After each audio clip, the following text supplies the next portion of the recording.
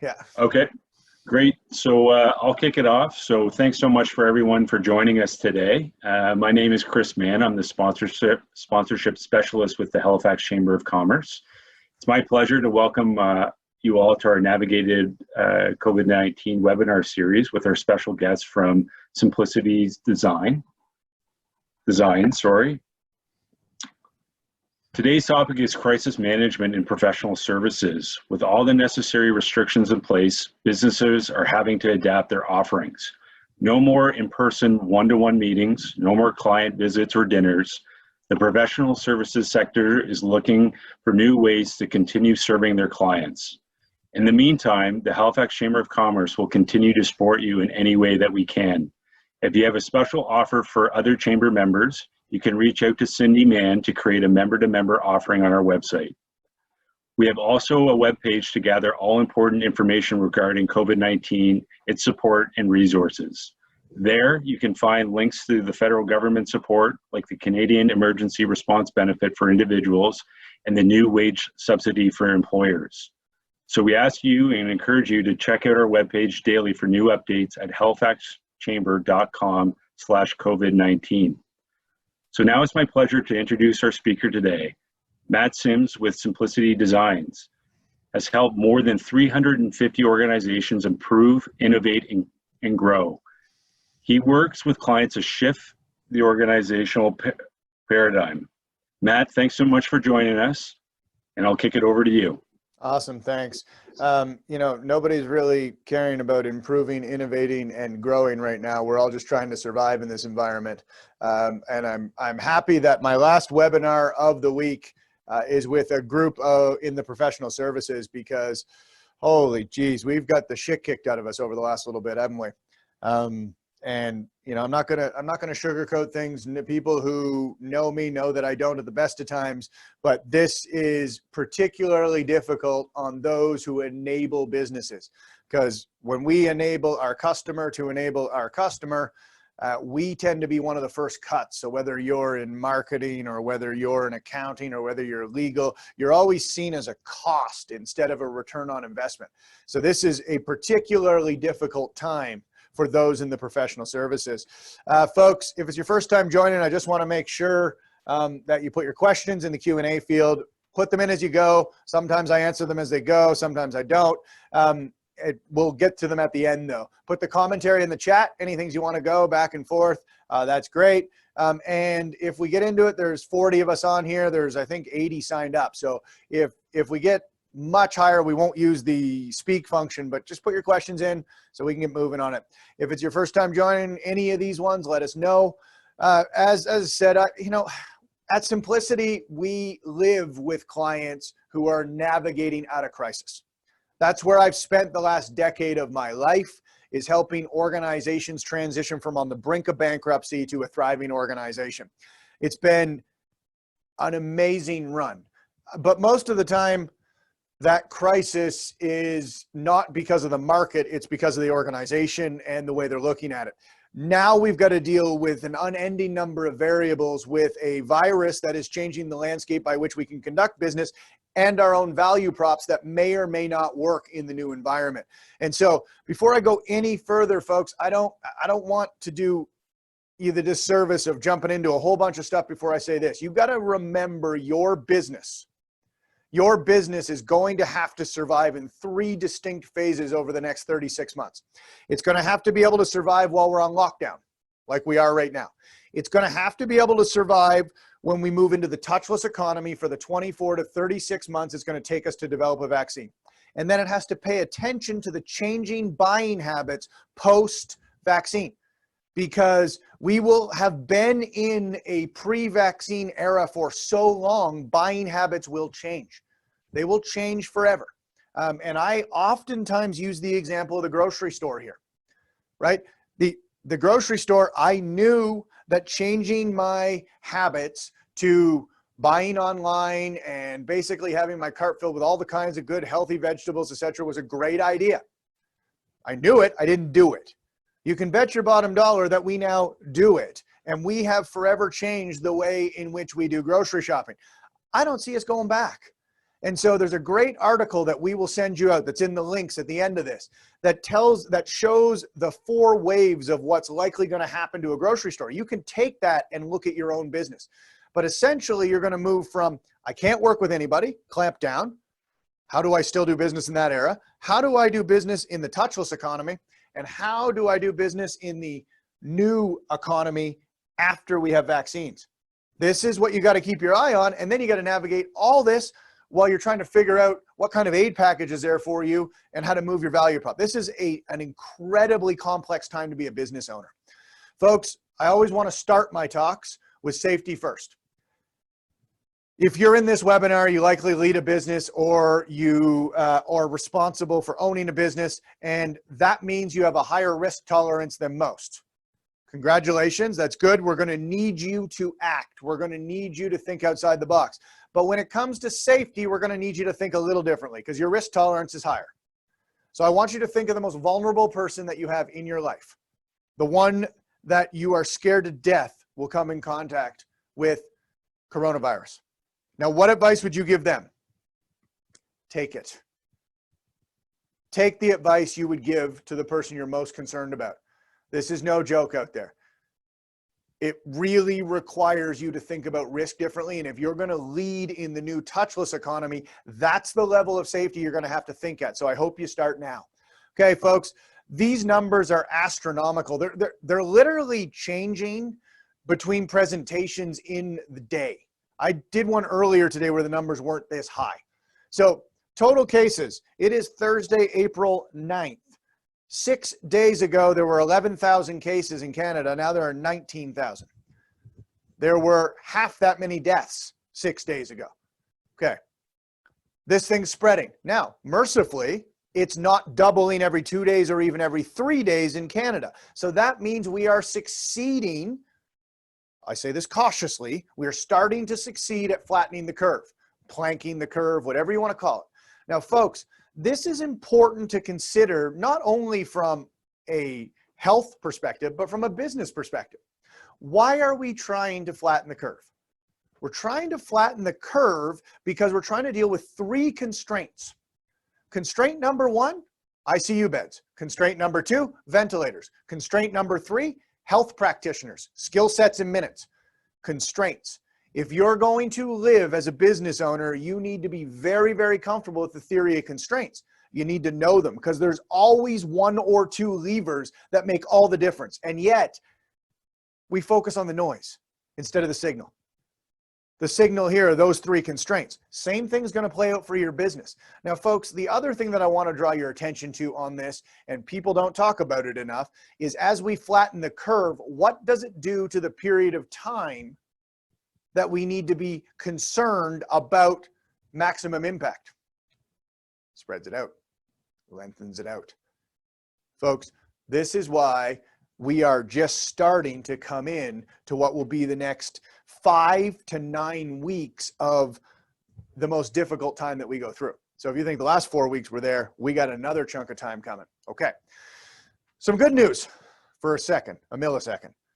World record on trialing a vaccine, 63 days. Amazing.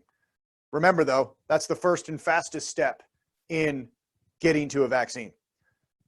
Bill Gates, I'm going to change this after to his quote. Next week, you'll see Bill Gates' quote on here. The fastest we ever got to a working vaccine is 16 months that he can find. That means, and it's many more months after that till we get it out. That means that we're going to go into that 2-year period of the touchless economy. Have to be ready for that. Folks, it doesn't matter where I try to find the research. Some of you will know that I'm a recovering academic. Yes, I did say recovering academic. What that means is I spent 10 years of my life studying history. Part of studying history meant I had to deal with lots of knowledge and try and figure out what made sense and what didn't. So I've been looking everywhere for somebody to tell me this isn't the case. Doesn't matter whether I go to London, doesn't matter whether I go to Hong Kong, doesn't matter whether I go to Harvard. The same stuff is said over and over and over again. We need to be prepared for multiple periods of physical distancing. Don't call it social distancing. The World Health Organization has changed that. We are going to need all the social in the world. But we are going to go through multiple periods. If you go back here, Gabriel Lung, who studies SARS, studies multiple coronaviruses. right? H1N1, then the SARS epidemic, now coronavirus. Okay, he's talking about several cycles of tightening and easings. Okay, that means that 2-year period is going to look like a heightened period, then it's going to come out, we're going to loosen it a bit, then we're going to get infections, and off we go. If you want to look at what's going on around the world, go look at Hong Kong's experience. Hong Kong started to loosen up, viruses spread again, they had to clamp down. Same thing in Singapore, which actually handled the initial outbreak like a champ. Now they're dealing with what the reality of life without a vaccine. Okay, folks, how are we doing in Atlantic Canada? We're doing all right, and we're doing pretty good. But staying home doesn't mean go to the parks. Folks, look at our mobility. Nova Scotia plus 95%, New Brunswick plus 101%. For some reason, we think staying home means go to public parks. Doesn't mean that. So I love what My Home Apparel did. They took Stephen McNeil's Stay the Blazes Home.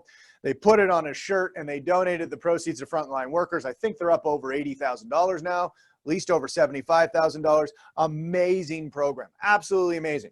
So the one thing that I'm going to put in front of you, you'll see it at the end of the talk. If you take anything away from this talk that allows you to have a more profitable business, please consider a donation to the IWK Foundation. We'll send you a link. That's all we're asking. Okay, as we get through here, we've gone from the virus outlook, which you need to do, to now the economic outlook. The economic outlook in the beginning, a lot of experts were talking about this being a lot closer to 9/11 than 2008. That's a nice thing to say. We said from the very beginning, this fell in March, not September. See, when 9/11 happened in September, by Christmas, we had hauled out of that economic slump. March, I don't know for your business, my biggest 4 months, our biggest 4 months at Symplicity, March, April, May, June. We lost 75% of our work in those 4 months, gone, out the window. Okay, within 2 days of this thing going on. So it hit us hard. It definitely hits hospitality, tourism, restaurants, retail, but it really hit us hard because of the seasonality of our work. So you're not the average of the economy. Regardless of that, we're well past the phase where people are still pretending this is like 9/11 or a small blip. The IMF, who is not prone to hyperbole, they do not exaggerate things, said this is a crisis like no other. We are now in recession. It is way worse than the global financial crisis of 2008, 2009. Folks, if you're pointing to opening of restaurants in Italy and shutting down of temporary hospitals in Wuhan as proof that this is going to be 12 weeks, you're fooling yourself. We're still going into 2 years of a touchless economy. So what are you going to do in that touchless economy? How are you going to transition your business? This is going to be about transitioning and timing. You need to understand recessions. We'll send you out the link to this, but essentially there are 3 types of recessions. We don't want to go into the L-shaped recession, which is the one we never come out of. We've heard about Greece since 2010 needing money from everywhere else. That's the result of the 2008, 2009 crash and never coming out of it. Folks, this is going to be different for every country, every industry, and every company, depending on how they respond to it. I'm going to skip through this. I'm just going to talk about all the net changes in jobs. Look at professional services, business services, March, jobs, 1 month, net change, minus 52,000. The only thing hit harder than that is leisure and hospitality and a little bit of healthcare and social assistance. That would have been tertiary, right? Look at these. Right? Now, just to take a quick peek, if you are in the legal practice, you are going to have a business afterwards and you got to figure out how to do it online in a hurry. Because there are pretty good indications out of Wuhan that divorce rates have gone up. There's a lot of problems, it turns out, when you disrupt habit loops that people already have and they have to spend more time with one another. Folks, concern is rising everywhere around this. The confidence level is low. These are all kinds of stats for you around professional services. Some good links for you to go look at. Deloitte has an awesome dashboard that looks at customer security, etc. We'll put that in the link to go out. So how do I lead through this mess, right? We're sitting here at 3:18. We're headed into the weekend. We don't want to talk about all doom and gloom, but I do believe fully that if you're going to lead through this mess, you need to see the world as it is, not the way you wished it was. Now, folks, out of 2008 and 2009, only 9% of existing companies came out of that recession thriving. And in the same period of time, 2008, 2009, we saw the birth of Uber Airbnb, WhatsApp, Venmo. We saw an explosion in that type of economy. What's going to happen in the touchless economy? There are going to be winners out of this. People are going to figure out how to solve a customer's problem and deliver to it. So how do I lead through this? Okay, folks, every organization is going to go through a hockey stick. And the reason we got up there 24 months, 12 months, 3 months is I need to understand in the next 8 weeks, do I have a bunch of work from previous clients that are willing to work with me? Or do I have very little of that work? Like, you know, you got to watch out the 8-week transition to the 3-month transition, because you're transitioning from clients who loved you and are trying to figure it out to the touchless economy. Am I going to be able to get new clients? I got to watch that transition between the 3-month view and the 12-month view. The 24-month view is the optimistic view of the end of the touchless economy. On the other side, that might even be 36. Every organization is going to go through a hockey stick, even organizations that are rocking it. You know, I am a co-founder at Symplicity Designs. We have 27, 28 of us, organizational designers at Symplicity. We've been hit pretty hard by this. I can tell you that. I also own a sign company, United Signs and Trimline. We lost almost 100% of our revenue when it shipped to the right. We have since pivoted there, and we're doing all right now. We're starting to come back online. Got an engineering company that I am a partner in, and that company is doing exceptionally well. In fact, they are seeing an increase in business because what they do is they scan buildings, and they found out they had another value stream, which was virtual tours of museums, etc. So they're scanning more buildings than ever before, because it turns out it's easier to scan them when there are no people in them. And they're doing virtual tours. But even for them, it's a huge disruption, because the increase in revenue means it's breaking their existing processes, their scheduling process. So even if you're rocking it in this new economy, you're still going to go through disruption as you manage the chaos and then get ready to come out of it. Every organization will go through a hockey stick now. The difference, of course, is that ready for is that bear market. Coming out of 2008, 2009, we had the longest stretch in economic history of a bear market. Amazing. We're not going to have the same kind of bear market because of the threat outside, and pre-vaccine, you're going to see it oscillate up and down depending on how quick the virus is spreading. You're still going to see a hockey stick, though, as we plummet to the bottom of this and come out. Okay, folks, with that in mind, never waste a crisis, your patients or your own. My grandmother taught me an amazing lesson when I was younger. She said, if you don't like something, don't get good at it. Okay, that makes sense, Grandma. Thanks. If you didn't like your business before the crisis, don't fight to get it back. Rethink it. Rethink it. What do you want it to look like? This is a natural reset. That's a decidedly unnatural reset point, but it's a reset point for you, right? Darwin is always misquoted as survival of the fittest. He didn't say that at all. What his long paragraph that doesn't say any of that is meant to say is survival of the most adaptable. And it's always been, over the long course of human history, the survival of the most adaptable.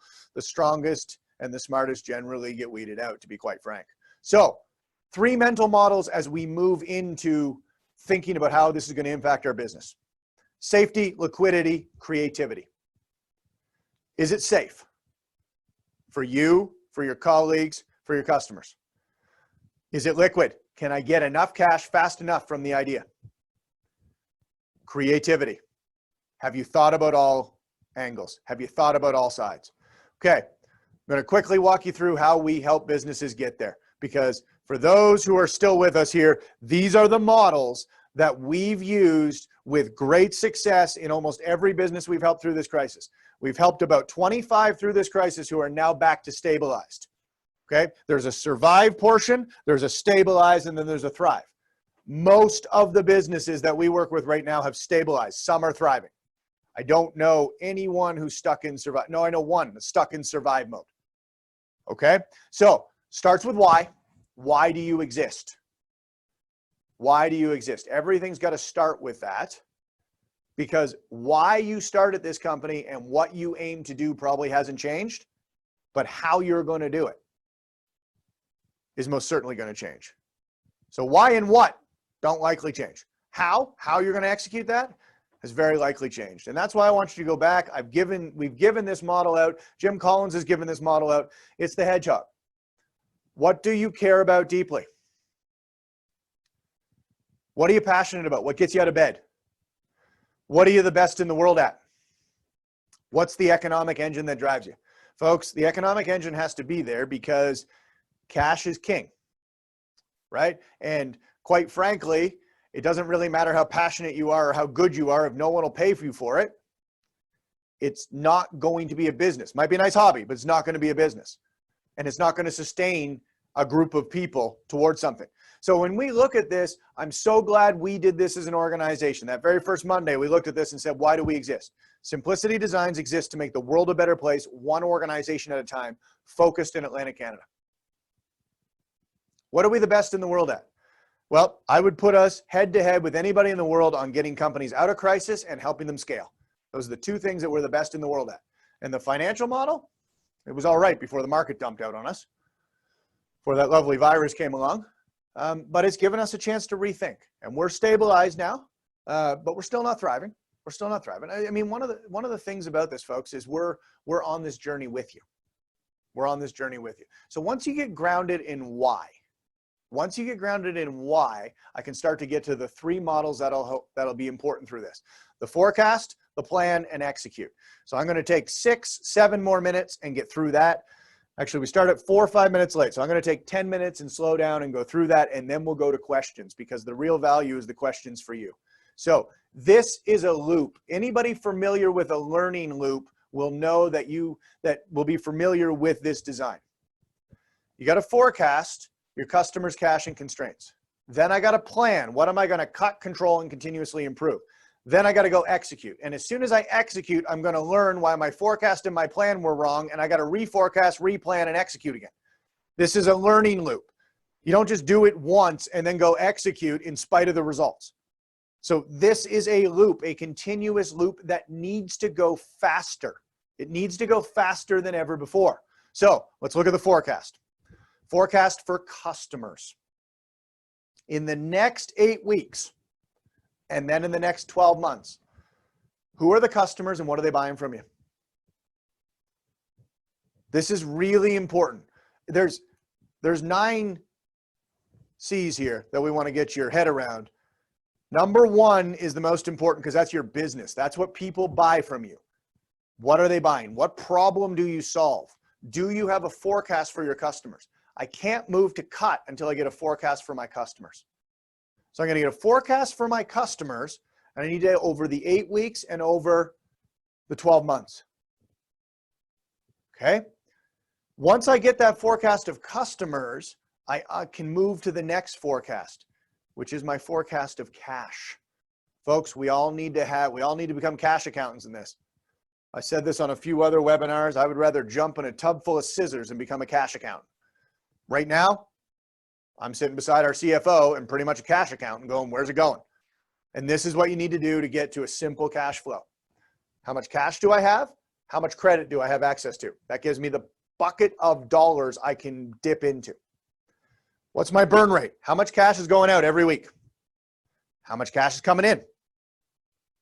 So I get to burn rate and collection rate along with how much I have, and all of a sudden I got a cash flow pro forma. Now, I need to update that every day, every week, because this is the oxygen of an organization. Cash is the oxygen of an organization. If I don't have any, can't breathe. Okay. The final forecast that I need you to get your head around is the constraints.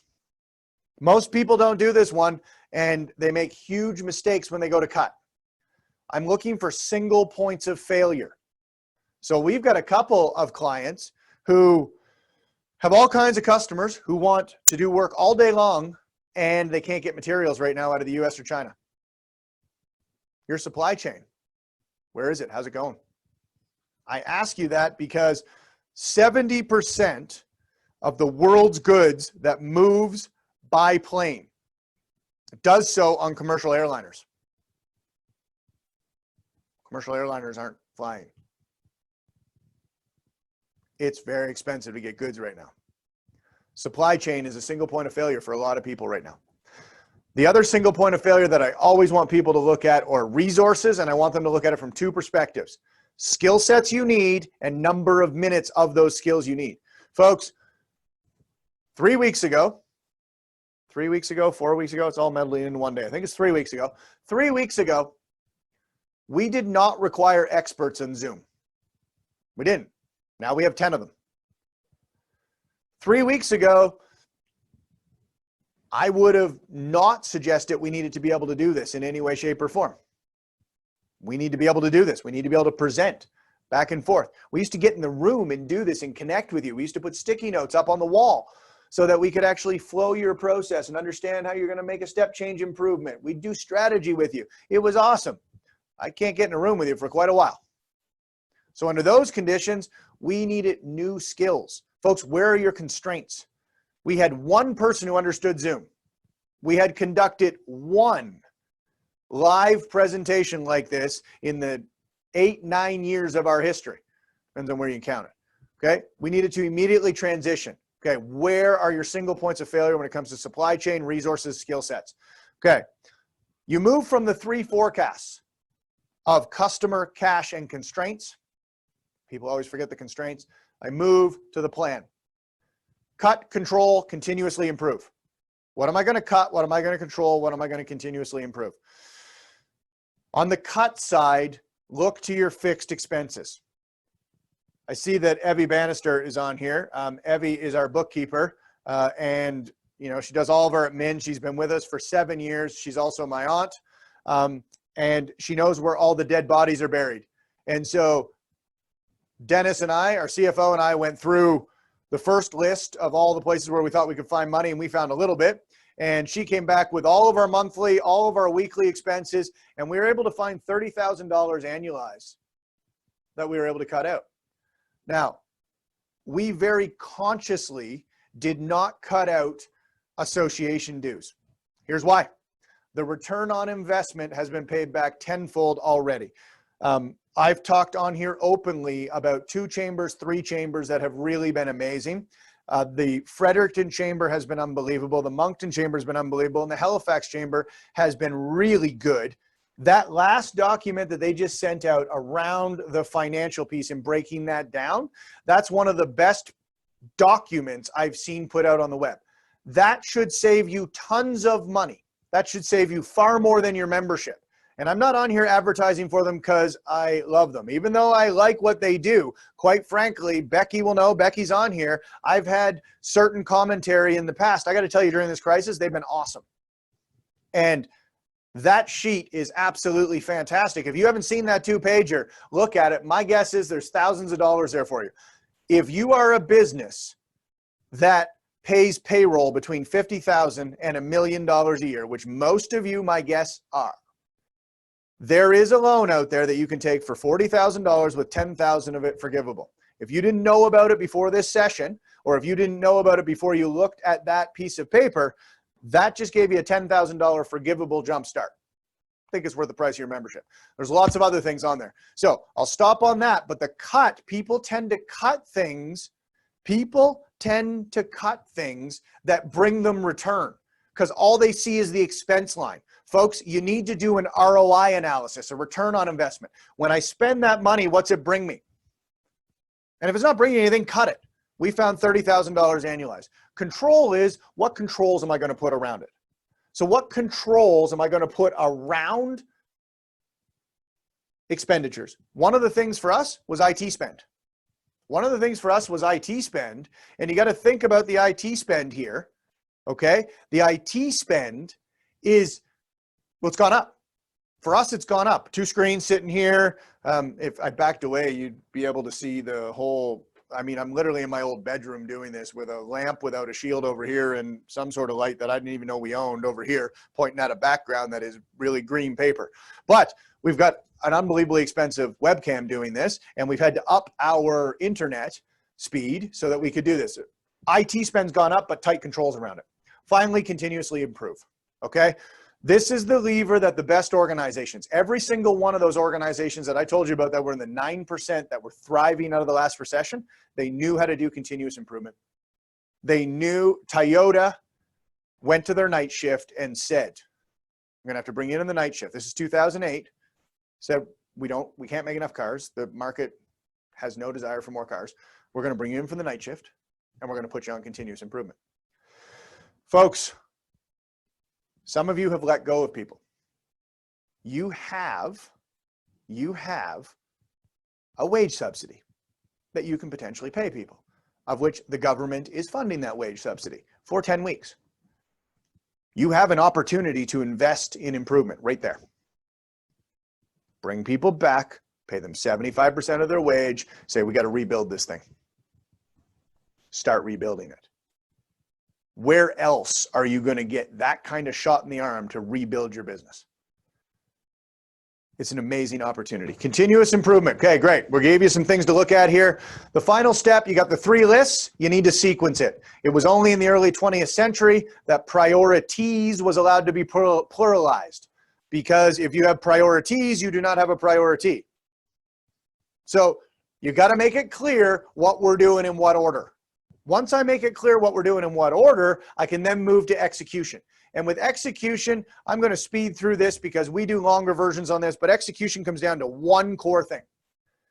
Up the cadence of meetings. If you used to meet once a month, meet once a week. If you used to meet once a week, meet once a day. If you used to meet once a day, meet twice to 4 times a day. Okay? That is the key to execution. Meet around all the things you said you were going to do. Get to execution. Check on that execution. Wartime CEOs micromanage. That may seem unpopular, but they do. They know the constraint area and they go to that meeting. They make sure to lend urgency to the things they said were important. And they show up at the meeting until they're satisfied that the meeting's going on and working. They have to. Folks, the cadence of meetings, though, is even more important for a smaller or bigger team because here's what happens. If you meet more regularly, what naturally happens to alignment? It goes up because everybody knows the one story. We know the one story of what the market's going. Well, we know the one story of coronavirus. We know the one story of the market. We know the one story of where the organization is pointed and focused, and we know what our role is in it. That type of alignment is absolutely amazing. There's a bunch of meetings to do it around. I'm going to run through this and get to this. Folks, we all need to have a lot of compassion for one another through this. This virus may be entirely inhumane and it may drive fear and it may drive scarcity, but it doesn't have to mean you're unkind. It doesn't have to mean you don't have empathy. It doesn't have to mean you lose your compassion.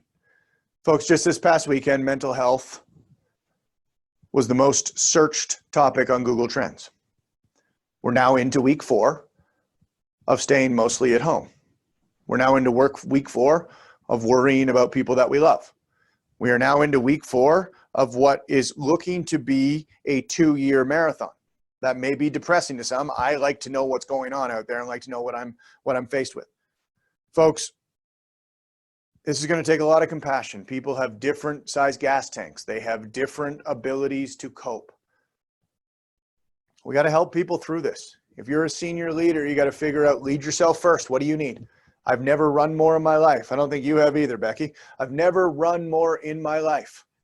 Last month, March, it was 145 kilometers, and that was simply because that was my way to get grounded every day. So lead yourself first and then have compassion for others. Because this pandemic will also do other things. There are opportunities everywhere. And if you look at those other 2 points, it will allow people to step up and take on roles they would have never been given the opportunity for pre-pandemic. And people will step into them and shock you with their abilities. I don't think we have a person over the age of 30 on our marketing team, and they have pulled off a minor miracle of transitioning our entire messaging online. It used to be we do it in rooms, one-on-one. Now we got to get it online. It's been amazing what they've done. And folks, if you clarify that purpose that we talked about, you're going to have an increased connection to purpose. That gives people meaning at work. Look at the grocery store workers. There's a small little study on them that shows that their actual sense of self has skyrocketed. And if you look at the sense of professionalism and you look at what they're doing, they know how important their work is now. 4 weeks ago, no one would have said someone stocking shelves had an essential service or an essential job. And now we all know just how important it is. Folks, if you can connect it to purpose and you can give people a chance to lead and you can show compassion when they invariably hit the wall, you will be able to get the best out of your organization.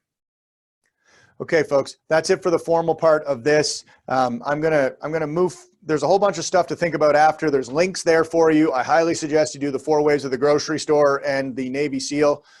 Both, that'll take you 10 minutes of reading tops. And then I'll just let you know, we're gonna do another version of this next week, and then we go deeper into forecast, plan, and execute. If you wanna join us, Symplicity.ca, it's all free. It's completely free. We blew away the paywall. That's what we did. So 1 p.m. all next week if you want to dive deeper in this. It's 3:39. We got 20 minutes left. If there's questions, I'm happy to answer as many as you need. This is when it becomes real. So I don't know, Chris, if you want to facilitate this or if we just want to drive the questions out, how we want to do this. I'm happy to do whatever, Matt. We'll keep an eye on the questions that are coming in. Perfect. You know, a lot of great information, and I mean, the be kind one is great. Oh, we got a question here, but be kind. I think that's really important. A great message there. Yeah. So all of the links, we grab the email addresses off this, and we'll send you this entire deck, a copy of this webinar, so that you can refer to it. Because sometimes I'm accused of going a little too fast, and this slide deck so you can review it. Also, the last thing I'll put is if you want to get a hold of us, info@symplicity.ca. Info@symplicity.ca. Any other questions? Folks, there's opportunity everywhere. And remember, you started a business. You have a risk tolerance. You gritted it out already once. You can do it again. No question. And we're going to need you to do it. We're going to need you to do it. So Matt, I do have a question here. So in this difficult time, how have you been able to keep your current client base that you have? If I'm sure you've lost some clients, but the ones that you've been able to keep, what are you hearing from those clients?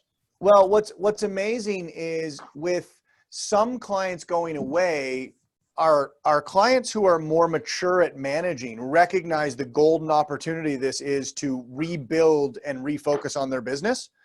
And that's where we come in, right? Helping people make strategic decisions and helping them execute those decisions. So with some of our best clients, they have been doubling down on improvement effort. Some of our other clients who are scrambling like crazy and see us as an add-on and we weren't quite as instrumental to them have cut us. So the real key for me in this is, who's your tribe? If you don't know who your top 25% of clients are, I guarantee you don't know your client base. So who are your top 25% of clients, and how are you doubling down to over deliver and over service them?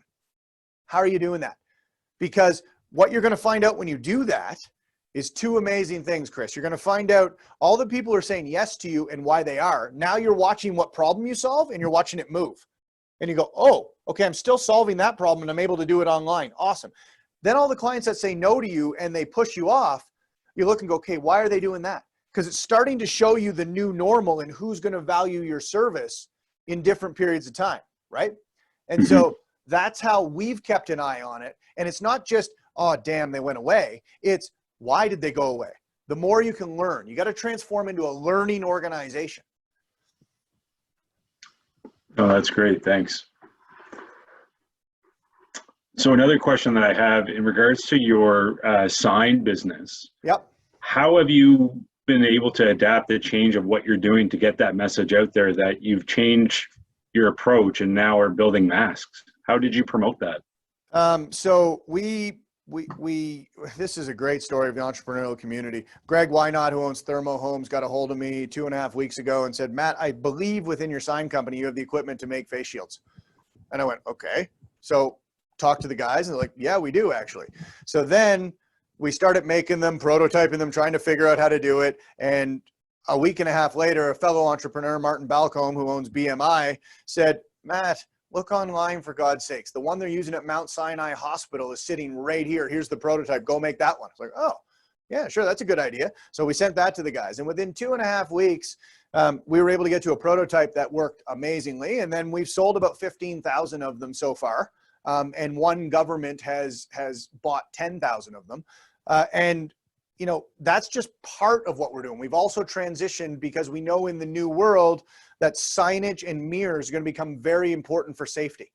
And so it's really just moving with where the market's going. We know that we have a superior product when it comes to long-term signage, et cetera. Now just how do we communicate that? And superior, I don't mean superior to other sign companies. I mean, we know we have a top of the line sign product. We're one of many who do it, but we were able to pivot quickly. And some of that is knowing your capability, right? What machines and what skill sets do you have? And some of that is the moxie to take a little bit of risk on ordering in the material. And then the rest of it is just make it happen. New world, right? Right. Peter, you got your hand up there. Do you want to type your question or do you want to come in and say it? Why don't we give him speaking rights there, if Zach, if you can do so? Awesome. Hey, Peter. You just have to unmute yourself. All right. I think I did it. There you go. All right. So, Matt, you're talking about your sign company. You're talking about producing masks. And when you say that word, that's a magic word to me for a couple of reasons. But I have to ask you, you know, there are so many people working from home because they can. You can produce the mask that you're selling 15,000 of by working at home. How do you? Okay, so how do you keep your staff who have to come into work safe?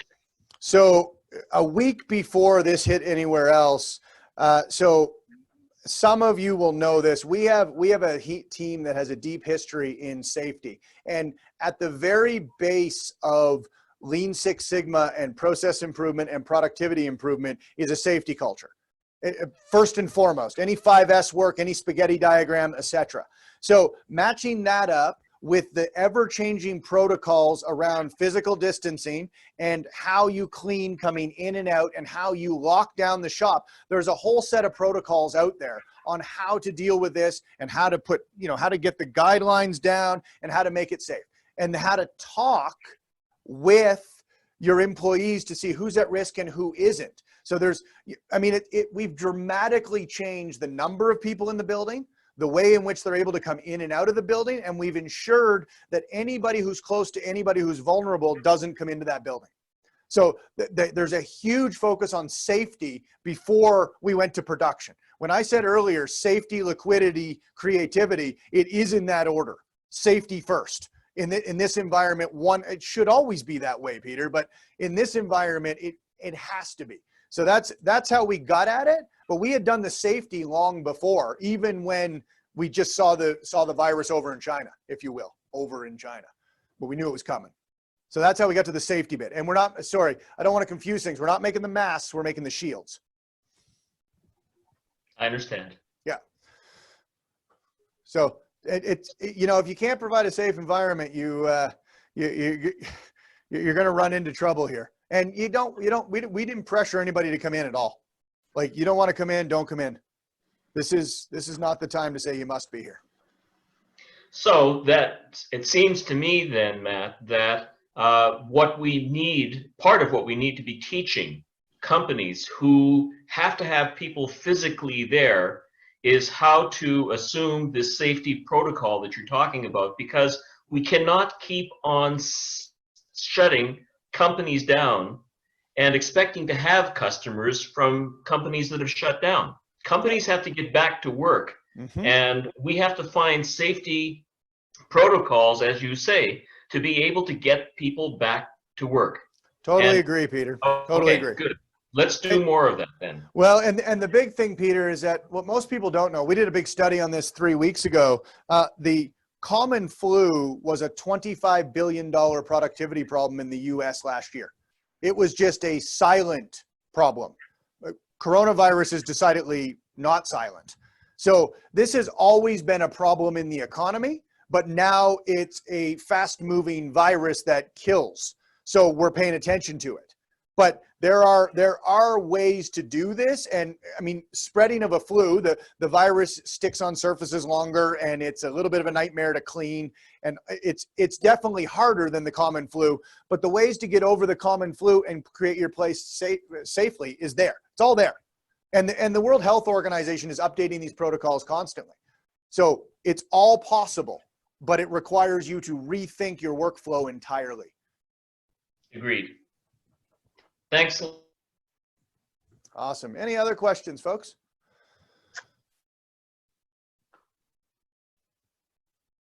So Matt, if there's no other question, I do have another one here for you. Yep. I'm going to ask you to pull out your crystal ball and kind of look into the future here a little bit. But Yep. What new professional services do you think could be created coming out of this COVID-19? Well, safety is going to take on a role that all safety people wish had of beforehand. Right. There's going to be an increased demand for people who do that well. The other thing that's going to come out of here is anybody who toils in numbers and cash flow pro formas and all of that fun stuff. I would be talking to my clients, because in the next 10 weeks, there's so much confusing information out there. And unless you know your numbers to the final decimal point, it's really hard to make decisions. Am I 30% below revenue? Am I not? What do I do? So I think that in this world, you're going to see an increased focus on both safety and understanding your numbers. So really good bookkeepers, really good accountants that understand business, not accountants that understand tax. Accountants that understand business and how to get you, managerial accountants, etc. I think you're going to see those blossom. New professional services. I don't know what they're going to look like. Markets often just subdivide. If you read Seth Godin, what you find is that buying habits are going to change, and then the market subdivides for people who want the nostalgic version of it, and then people who want the more digital version. But I'd be looking for anything that solves the problem you used to solve, but in a touchless way. Where is that trend? Because all that we're going to do is exacerbate those trends. We're just going to drive them. So in your market, find the trends. Who's ahead of the curve? Who's doing it in a touchless way? How do I get there? Okay, that's great. Thanks. Any other questions, folks?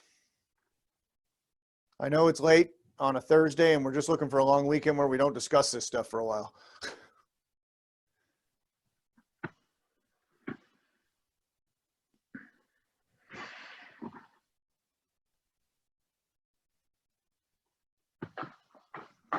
Excellent, excellent. Zach just noted something down there. There are CME guidelines. The Canadian manufacturer have guidelines for how to prepare your workplace to contend with and do your proper due diligence around COVID-19. So the guidelines are there by national bodies already. And of course, they're evolving and moving, but you're going to want to know them, right? And the other thing that I'll add before we end here is that in every one of your industries that has contact, people are going to understand safety is at a premium. Make sure you don't reduce your prices. You're going to have to increase your prices in the short term because you're going to have to deal with less appointments per hour. Anybody who's been to the grocery store in the last little while understands that they can only have so many in at the same time. And so prices are going to go up as a result of that everywhere.